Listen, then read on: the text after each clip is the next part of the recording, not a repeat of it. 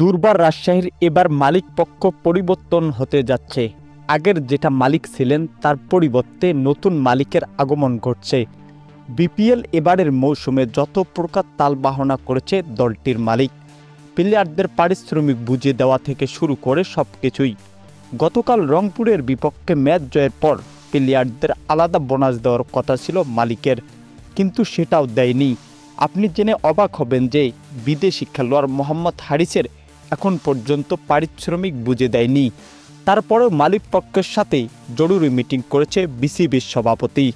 কিন্তু দুর্বার রাজশাহীর মালিক বলেছে এবারের বিপিএলে নাকি তাদের কোনো দল নেওয়ার কথা ছিল না।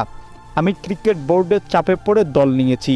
মিটিং শেষে বিসিবির সভাপতি বলেছে বিপিএল এখন মাঝপথে চলছে, এখানে মালিক পরিবর্তন করা অসম্ভব, তবে পরের আসরে দেখে শুনে বিপিএলের জন্য দল ডাকব।